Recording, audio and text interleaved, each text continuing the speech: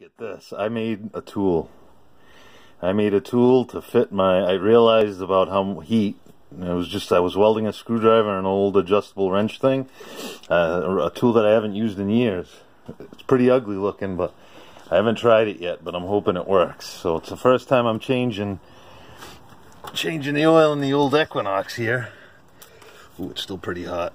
I'll have to come back after it cools off. The handle's cool, but I welded up the piece. I ground off the extra, but right down there you can see it's plastic, so I don't want to melt it. It's still pretty hot.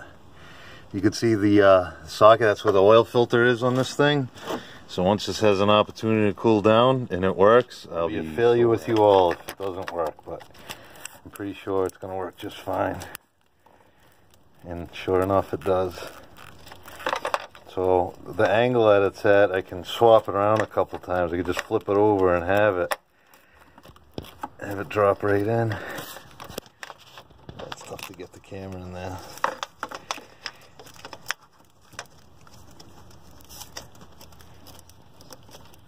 Alright, filter in the Equinox. So this is where it came out of. I had to use my special tool because there's no easy way to get in there.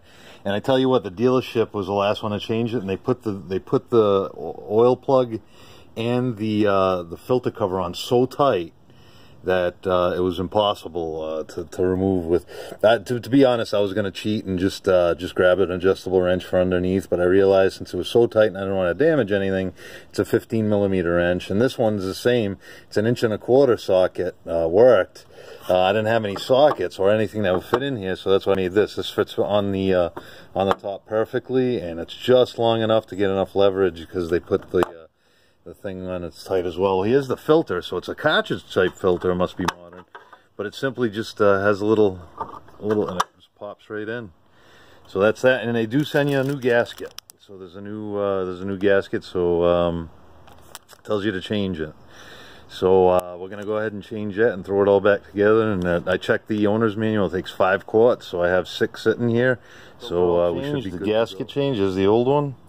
I'm ready to screw it back together, but yeah, there's the plastic cover. And even on the install instructions for the filter, it says talk to manufacturer specifications. So there's that green stripe there, and there's one on the